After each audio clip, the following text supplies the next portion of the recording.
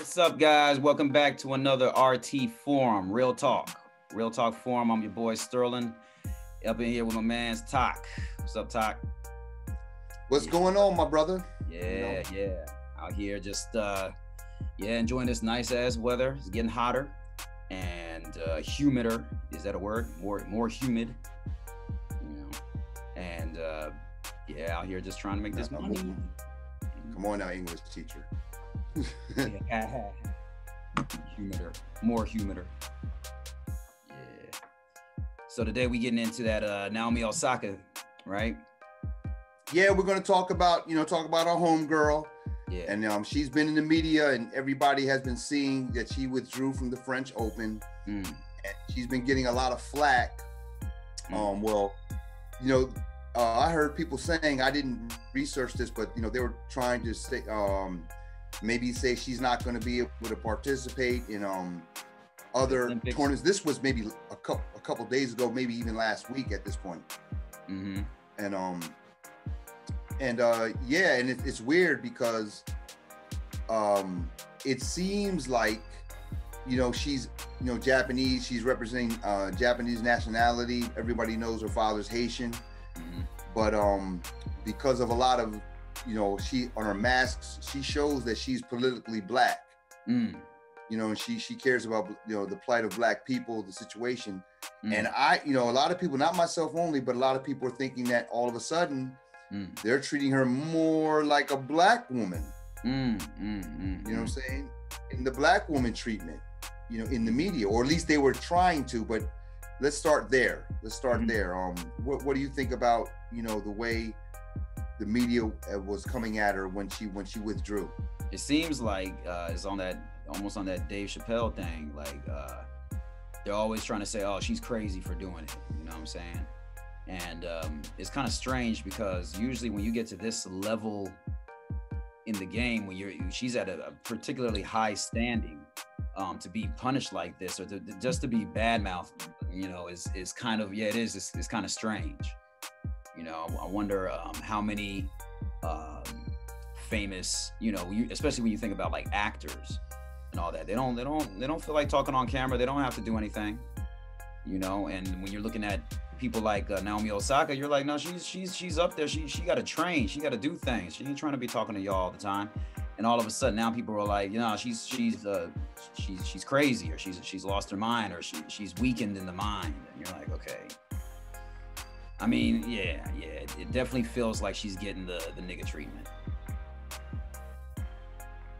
Okay, well, you said interesting word, crazy, but even before we hit that, the red tape or the fine print that goes with being an athlete, especially in tennis with these tournaments, is they have it written in their contracts, or when they join, that they have to give a certain amount of I think 30 minutes before or after a match or something. There's a certain designated time that all of the tennis players, and that is what they're falling back on. They're saying all the other tennis players are doing this and you're not, so that gives you an unfair advantage, right? That's their what they're leaning on. But the other tennis players aren't facing what she's facing in the interviews.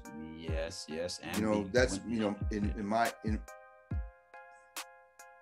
because again, if you stand up for not just black stuff, but if you stand up and declare anything that falls outside of the narrative, and the narrative right now is, we know that is what the dominant culture is preaching, what they the whole culture depends on. I'm not even going to get into that. But if you say anything that, or your actions portray anything that is aside from that, you become the enemy. You get treated as bad, as either bad or good. And like I said, and that's why I said earlier, in what's my man, George Floyd, Sandra Bland, I don't know, there's a couple different black people that we know the situation with them, the corrupt police officers, and she has things on her mask, and you know, some of her garb, some of the appearances and pictures she's taken recently. She's showing that, you know, she rides for, you know, Haitian heritage. She rides for her Black heritage. Not that she doesn't ride for Japan, but Japan doesn't need any help. You know, and I'm speaking, you know, from that situation, a similar situation to her, not the stardom, but just, you know, being on two sides of the spectrum. You know, Japan doesn't need any help. Japan's not looking for her to make any political statements on their behalf, you know? Yeah. But just yeah, go ahead. What you think? Go ahead. No, I was just gonna say the main thing is, if she is as Japanese as we think she is, because she seems to have been raised with her mother. You know, again, that Gaijin interview stuff, that the constant questioning, the repetition of silly questions, I can definitely see why she decided, you know, I'm just not gonna do it then. You know, I'm just not gonna be involved in it then. Like I've made my peace with it, but the fact that she's being slammed so hard is what is the treatment that I think is kind of unfair. I thought she had the right to, like you said, if you're not going to do the interview, then you can't play. She's like, all right, well then I won't play. Well, first it was a fine, and she went and paid the fine. It was $15,000, I believe. Yeah. Which is a drop in the bucket, because she's the most highly paid tennis player in the world, or at least the women's. I don't know about the men's side. I don't think the men's side of the game, but on the women's side of the game. But what it is that, you know, if you pay the fine like that and just keep it walking, that doesn't satisfy them. So then they start attacking more and more and more. Yeah. And what people, you know, what's really happening is she's finally come full circle, and she's a superstar. She's a superstar athlete. She's in the public eye, so now she doesn't have private time anymore. Like, she's not a regular human being anymore. And this is the price that you pay for fame. You know what I'm saying? I mean, we can get up the rules of whatever, but I mean, no matter, across the board. Yeah. Once you become famous, I'm not rich, but famous. You know what I'm saying? Yeah, it's true. Your time, you're owned by society, because society has an image of you. And that image is, you have to be that image all the time. And a case in point was Prince. Yeah. Remember when Prince is actually his name? Yeah. On a birth, and they trademarked his name and was like, you don't own the name anymore, because, you know, we know who Prince is, and if you do anything outside of that, then you're not Prince anymore. Right. You know, we own this thing. Right. You know. And how he did it to get around it was genius. How he switched his name to. It's very inhumane. Yeah. Yep. How he. I was late. I was very late in the game, understanding his genius in that. But go ahead. I'm sorry. No, just how he got around it, you know. And the same with shout outs to Jack Nicholson. I guess he didn't like paparazzi always around his house. So from a story I remember, he would just walk around his house ass naked. He's like, because I'm glad I wasn't drinking. It's like, because ain't nobody want to see a naked Jack Nicholson walking around, you know. So he was like, look, if you want to take pictures, here I am, all of me. You all up in my privacy. Yo, when was this? When did this happen? A long time ago. Okay, I never heard that before, man. But yes, we have to definitely look that up again. But it was just funny. I remember he was good at paparazzi. Yeah. Arnold Schwarzenegger did a lot of things politically to make sure the paparazzi stayed off of him and people he knew. So there's ways around it. Do you know what Arnold Schwarzenegger did? Well, I know he became governor of California or whatever, you know what I'm saying, and started putting all those laws in place to keep the paparazzi off of famous individuals in Hollywood.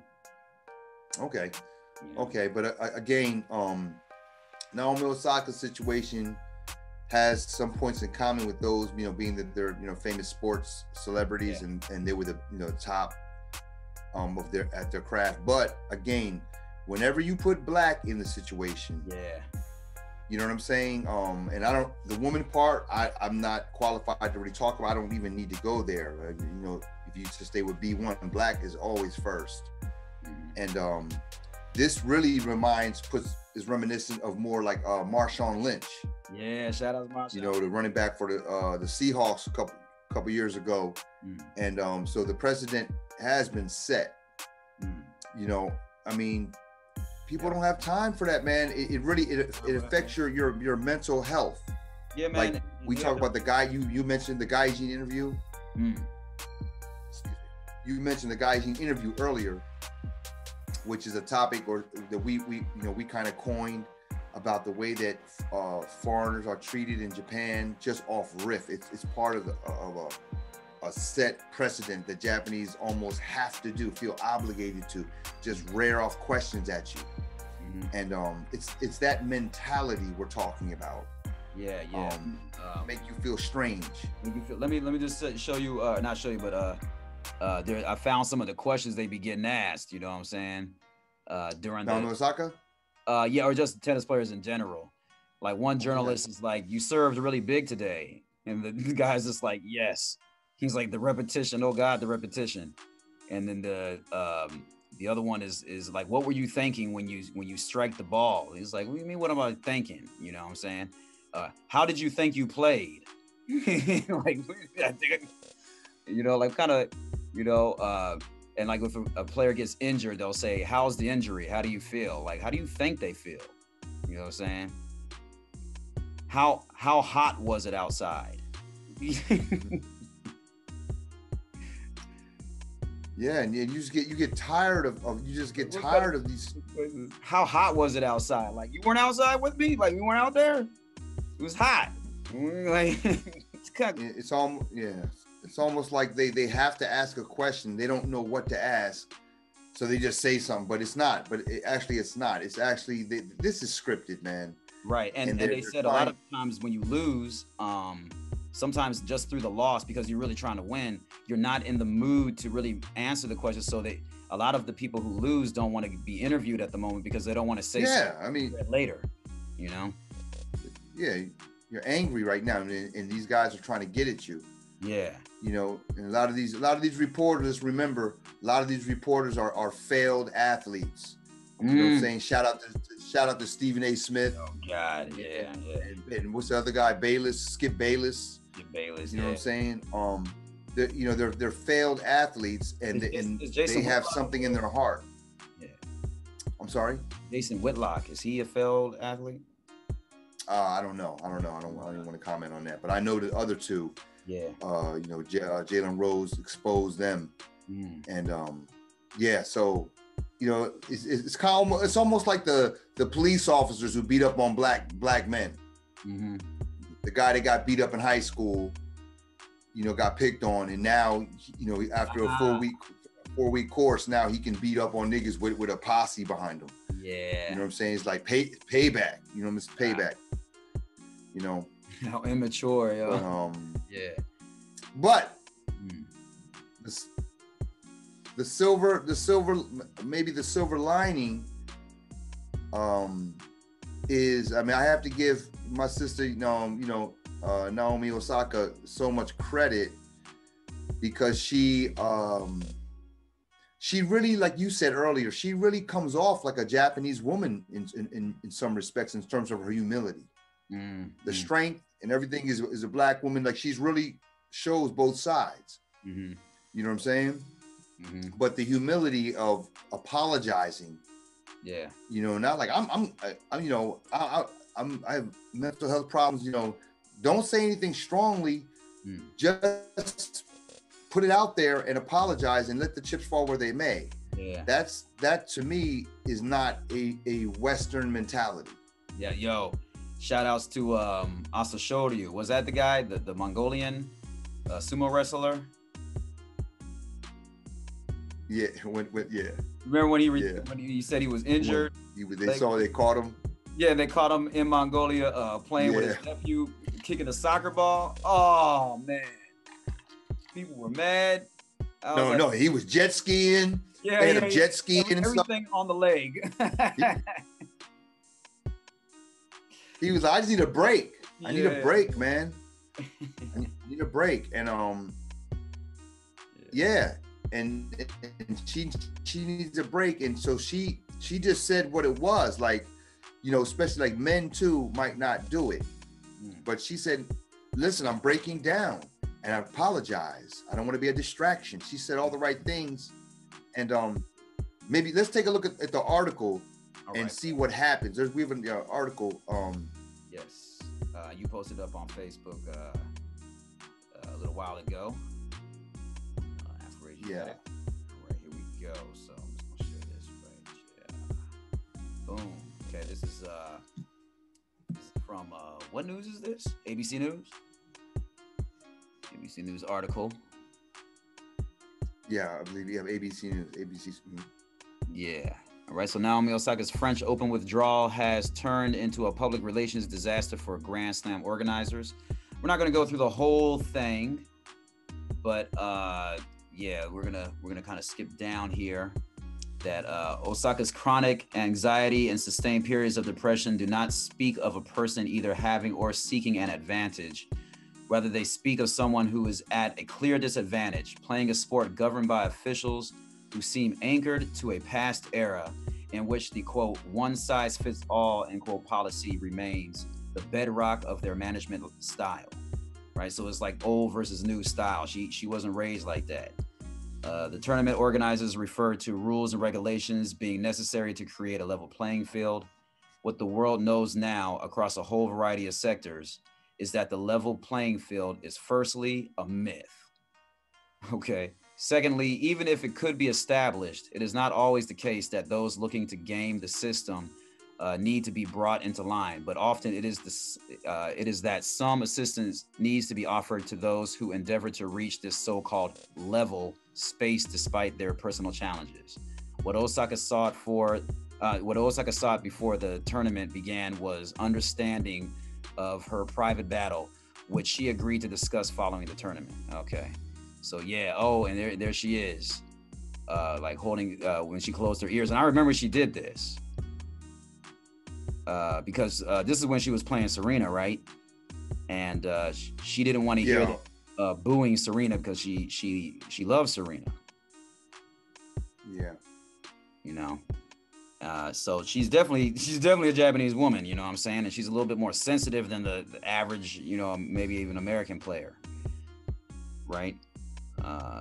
Going down, we're going to jump down to here, to the tennis officials almost silent. The French Tennis Federation President Gilles Moreton held a media conference in Paris on Monday. Okay, stop for a second. So that subtitle, tennis officials almost silent. Mm-hmm. So, and I just have to really emphasize, I'm not saying, well, let me not even say it then. It's strange because the story after she withdrew, it was kind of a landslide effect of they were already starting to take shots at her and, you know, oh, because you're breaking the rules and da-da-da-da-da. And instead of trying to fight it or defend herself, she just opened up. It's almost like Aikido, right? She just took the energy, and took it in and said, yeah, I'm hurt. Yeah. I'm confused. I'm having mental health issues. And these guys, even if you look at the picture, you can see like they're angry. They want to punish her. And all of a sudden, and they would do that. That's what they always do. That's what earlier said, one size fits all, the blanket stuff earlier. Yeah. And like Marshawn Lynch, because Marshawn Lynch was taking a similar stance, but he wasn't coming out saying mental health, and so there was no outpouring of support for him. Right. And he's a black man. It's a little bit more difficult. Yeah, it's harder to sympathize. In her situation, she just took it in like a woman, like the woman is the receiver, right? And she was like, this is what it is. And all of a sudden, she just let the chips fall where they may, and this outpouring of support. So now these Grand Slam organizers, they thought they were going to be putting their foot on her, and all of a sudden, there's a foot kicking them in their rear end. And they're like, oh, what's going on? And they don't have an answer for it. So then now they're saying, oh, we don't want to talk because they're trying to regroup. But isn't that what they're penalizing her for? Mm, mm. right? So is this a case of just straight hypocrisy? Oh, it's okay, what's good for the goose is good for the gander. Did I get that one right? But yeah, like I mean, hey, I mean, isn't that what you're? That's the very thing you're saying she's not allowed to do, and then you turn around and use the very same tactic. Not saying what she's doing is a tactic. Somebody tried to get at me on Facebook about that, but yeah, I mean, it's the hypocrisy. I mean, let's check. They need to be checked. You get to choose when and not when you want to get on camera. Yeah. Yeah, that's And the writer here, I think her name is, what's her name? Kim. I forgot her name. Her name is Tracy Holmes. Yeah, Tracy Holmes. It was something Holmes. Tracy Holmes. Shout out to her. Yeah, she runs it down. I don't want to take her word. She's the one. She really puts it up there on the final paragraph. Mm-hmm, mm-hmm. Oh, down here before the silent part. Yeah. Yeah. Okay. So yeah, right after declining to attend her post-match media conference in round 1, she was threatened that another episode would result in a breach of the rules. She was warned that she was warned that could lead to suspension from Grand Slam tournaments, despite the fact the behavior policy was previously thought to specifically relate to on-court behavior. And then Osaka took control of her own destiny and withdrew herself, right? That. I like that. Control her own destiny. Control her own destiny, yeah. She also revealed publicly the extent to which she suffers, resulting in a multitude of reporters rewriting history as concerned, empathetic columns started appearing as they noticed the public relations tide was against them. But the bigwigs who rewriting it. Yep. But the bigwigs who write and control the rules have still not fronted to face scrutiny themselves. If they are so concerned about the sport being, quote, fair, regardless of ranking or status, as they state, then why haven't they fronted up? Right? So she's putting them on blast. Like, where you at then? If you talking. Well, actually, no. The beauty of it, she's not putting them on blast. The public is putting them on blast. Her actions ignited that. You know what I'm saying? But she didn't because if she went out there and been like, "Hey, what about you?" Then they would have been that would have been like some stuff they could hit her with. But the fact, no, she just did what she did and let the chips fall where they may. That's the beauty of it, the elegance. Yeah. The art of fighting without fighting, as Bruce Lee stated. Right. Yeah. So this is the thing they go into later. The sports officials who refuse to answer any questions. You're like, so you can refuse to answer questions all of a sudden, but the players themselves can't refuse. Right where it says an S. Yeah, can you read that right where it says calls and emails? Yes, whatever. Right, because they're trying to get at them. They want the Grand Slam organizers, the executives, to answer questions. Oh yeah, you were trying to berate her. You were going to try to come down on her. And now they want to, that's what you said. Okay, so calls and emails to the Grand Slam tournament organizers requesting interviews have gone largely unanswered. An SMS response from one Grand Slam tournament media manager suggested any interviews were unlikely. Why is that? Why do sports officials get the opportunity to pick and choose when they front up and when they do not? Why do they get to choose who they will speak to and who they won't? Why can't players have the same options?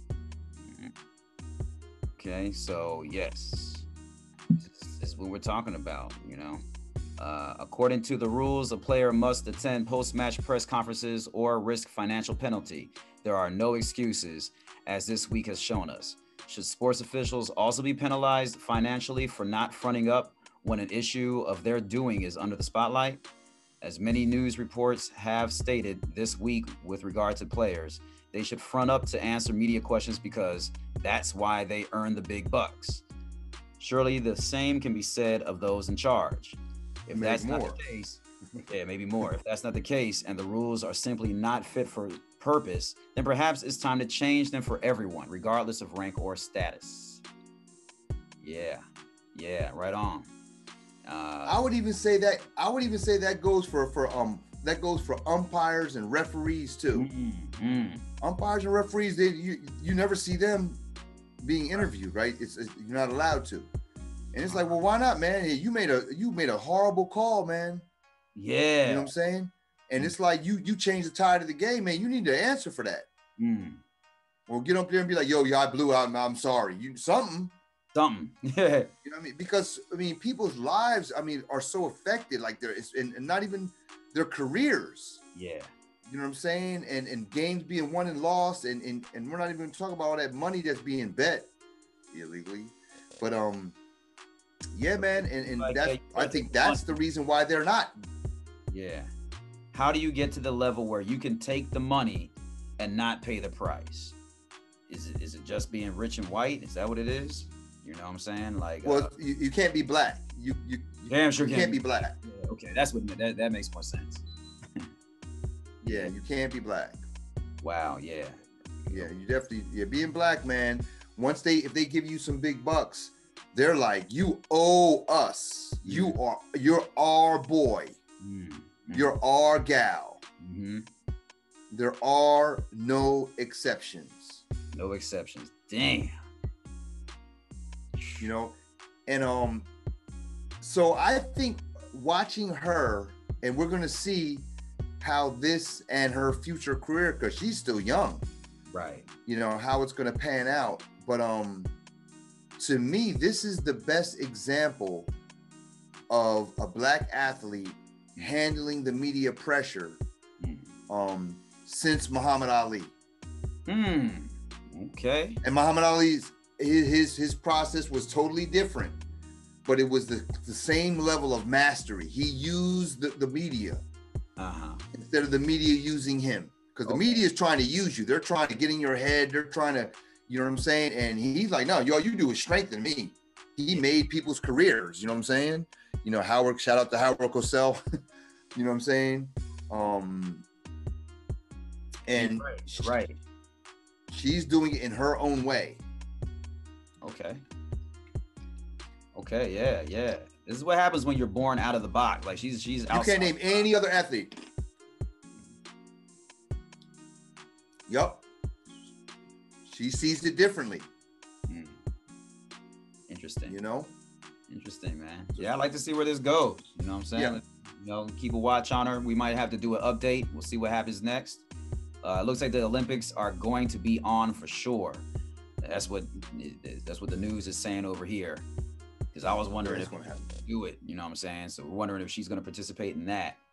Maybe Japan's laws or penalties are not there. You know what I'm saying? When she decides it won't matter. No. The Olympic Committee decides everything, even whether it's going to be held or not. And the government, the Japanese government, has no say. White supremacy is global, people. You know what I'm saying? This is global. Yep.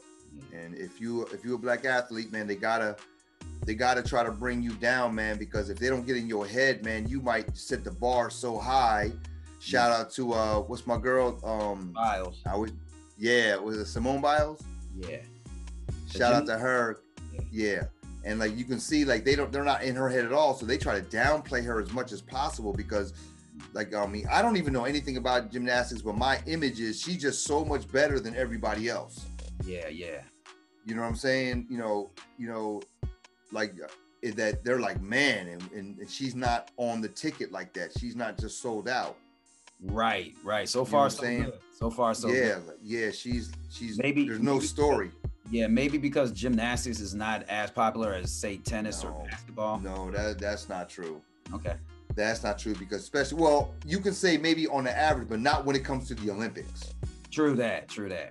Nadia Comaneci, and like, I mean, there's so many gymnasts that were like the darling of the whole, what was that white girl? Something she had like a three name, Mary Lou something. No, Jim. Mary Lou something. Right. She was a white girl, maybe in the 80s, but like she was like, you know, on all the cereal boxes, like they made a big deal out of it. You know what I'm saying? And no, they're clearly avoiding her because she doesn't fit the narrative, and that's what I've been teaching my students recently about what the narrative, you know, what it means. Right. And it's like, so instead of going like, because instead of, you know, you have to be you don't have to be militant. Or you don't have to be somebody who's attacking. You just, if you don't fit the narrative and you have the ability to attract a certain amount of people, And if you're over a certain number, you have to fit the narrative. And if you don't, like the FBI, people will come and see you. Yeah. You know what I'm saying? And be like, yo, you got to fit the narrative. B, you're messing this up, and we're gonna neutralize you in one way or another. Yeah. Shout outs to LeBron James with the whole vaccination thing. Like, must he? What does that have to do with basketball again? It's a personal choice. If he doesn't want to say if he took it or not, like, why is he being pressured to say if he took it or not? You know what I'm saying? It's always something like this, isn't it? Like, you have to fit the narrative. It really is, you know? Yeah, I heard Naomi Osaka one time when they were asking her, I think, about the Olympics. And should they hold them? You know, and she was like, you know, at the end she was like, you know, at the end of the day, I'm just an athlete. I don't make any decisions. And that's what I would say. I think all black athletes should just start saying, like, I don't know. I'm an athlete. I just shut up and dribble. Right. You know, but don't say that directly, but just be like, yeah, I don't know. I'm an athlete. You got any questions about the game? Yeah. You know, yeah, that's a good question. Yeah, should we? Yeah, that's a good question. I mean, you know, and start citing people. Maybe you should ask Dr. Asir Cordoba about that. You know, the Dr. Jason Black, he's the black media. He represents the black media. You know what I'm saying? Maybe that's a question we should ask him. That's the next thing. You know? Yeah, that was the next thing I was going to ask is, are they allowed to answer freely? Like, are you allowed to say, you know, Jason Black? Like, are you allowed to say Asir's name? Like, or is that also prohibited? You know what I'm saying? Like, that's a good question. And you know what? I mean, I've never, I'm not a pro athlete. I knew a few dudes that played pros because I redshirted at Rutgers, which is a Division I team. And even as a redshirt freshman, when I was coming in, they gave us a workshop on how to answer interviews, how to respond to interview questions. And yeah, it was all about the team. And, you know, I remember, you know, this is a couple decades ago now, but I remember it was just really kind of shocking to me. You know, like, you know, not shocking, but it was just like, oh, so this is the get down. yeah. You know, this is the get down, you know, that. And I think I told you how they would have all these bonanzas, I don't even know what they call them, get-togethers, where they would actually try to take our time on the weekends when we didn't have games, like prior to the game starting, and they would shuttle us to like some shows and some kind of luncheons, and there would be all these, I don't want to say, I'm just going to say, but the daughters and relatives and acquaintances of the faculty, you know, or the sponsors of the football team. So without me even getting into it, you can kind of think of what kind of persuasion. This is Rutgers. Yeah. If you don't know, look it up on Wikipedia. It's not no poor school, and it's definitely not no HBCU. And they've been asked to go Ivy League a couple times. So you do the math. And I remember just being there, and it was like, you know, like I'm trying to. When is this gonna be over? I'm trying to go home. There's a frat party tonight, or you know what I'm saying? And it's like, oh, the whole thing is. This is work. No, not only is it work, but I mean, it was almost like it was like part of the script. It was like part of the, like, that's the whole point. We're trying to keep you from socializing with the people you normally might socialize with as a black, you know, let's face it, it's the football team, you know, a lot of black dudes, a lot of up and coming black dudes. You know what I'm saying? And yeah, so when you see a lot of these black athletes, you know, married to white women, and they don't relate to black people. Charles Barkley. Yeah, you don't understand how young in the game they were removed during the whole adolescent process of speaking to each other and getting to know each other. They get totally removed and get into a situation where they're spoiled. Yeah. And they're given an undue amount of attention, especially when you're a young man, 14, 15, 16, 17, and you're getting undue attention from females. It does something to you. You know, especially if you're not used to that at all. If you're somebody that was getting it like that all the time, which is like 1 out of fucking 5, maybe. Yeah. Maybe 1 out of 10 might be closer. And all of a lot sudden, of these athletes are some goofy, socially awkward people, man. Yeah. You know what I'm saying? Yeah. They're goofy and they're socially awkward, man. You know? And yeah, like I said, so I mean, I kind of went on a rant and kind of digressed, but there is a common point. You know, and the whole thing is that once they identify you, once they say we're gonna back you, then they need you to be now you're our boy. You cease and desist with all that black stuff, all that with your people stuff. We're your people now. You know what I'm saying? You're with us now, you know, and you're the mascot. You ain't gonna never rise up in this, but you're gonna get paid and you're gonna get put out front as long as you say what we want you to say. You know? Yeah. Sometimes what they want you to say might be positive. You know what I'm saying? I'm not saying this has to all be some, you know, nefarious type deeds, but I mean, let's just, you know, be honest and just, you know, keep it, you know, 100, and we know what the dominant culture is about. And it's not about empowering black people. You know. So shout out to Naomi Osaka, man, for standing on her square, which is what we talk about at 21st Century Japan Decoded.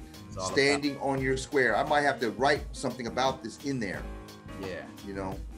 Yeah, this is a new way of doing it. So yeah. That might be the intro. That's going to be the intro. Yeah, I'll introduce it on that right there, because she's demonstrating all of it right there. Yeah. It's a way to handle it, man. This is surprising.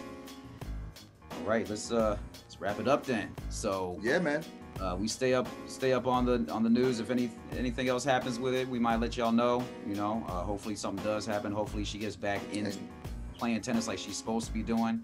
And all this bullshit just fades, you know. But no, if you hear something's going on, please let us know. Yeah. You know, please let us know of any upcoming developments. You know what I'm saying? Because like I said, we're not really the groundbreakers. We're just trying to unscramble stuff or just put it in plain English. You know what I'm saying? For English speakers and Japanese learners of English to try to get down on what, you know, black folk really think. Think about it. Okay, you know what I'm saying? We're not really richness. Yeah. It can be a breakdown, you know what I'm saying, but really this is just a common black man's perspective on this subject. So for all my non-native English speakers, hopefully this video makes it a little easier for you to comprehend, see how we talk behind your back when you're not listening. You know what I'm saying? Because usually when we talking to Japanese people, it's kind of hard to get to this level. You know what I'm saying? With all the other stuff in between. So yeah. If you know me, hit me up. Tell me if you've seen the video. You know what I'm saying? Shoot us a comment, send me a mail, whatever. Go talk English.jp.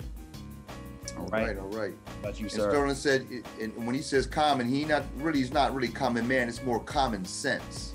Common sense, man. You know what I'm saying? Yeah, it's more about common sense. It's about the man using his common sense and being able to delineate what's going on. Yeah, I'm not more saying. I'm no professional anyway. That's what I'm trying to get. I'm not a reporter. Just trying to talk about something. You know, and a lot of people ask me, you know, even from the States, because of course we live in Japan. So, you know, just giving you a little, our 2 cents. All right. Yeah, we're not trying to stand in front of you like Dr. such and such and you know, this kind of thing. It's more of just what we, you know, using our experience and what we've learned here and what we know about, you know, living in other places, primarily the U.S. and is breaking it down, especially a topic like Naomi Osaka, which, you know, clearly you can see some, you know, things that might be in common. But yeah, same thing, you know, taekwondo.com and get at me on Facebook, Taekwondo Amaru, and email is taekwondoamaru@gmail.com. 21st Century Japan Decoded. Still working on it. I've been sidetracked a little bit recently, but yeah, now I'm feeling remotivated because I think I finally found what the introduction is for the book, and maybe just not even a breakdown of it, but just really going on the ethics, because what she's promoting, or not promoting, what she's following, the methodology she's following kind of follows what was being said in the book about people coming at you. You're trying to protect your mental health. And how you have to stand on your square first and foremost, if you even have a chance to survive all the billowing winds and the pressure that's coming at you. You have to have a firm root. You have to be rooted somewhere. If you're moving around, you're gonna get got. And that's for all Black people, but especially those who are under public scrutiny.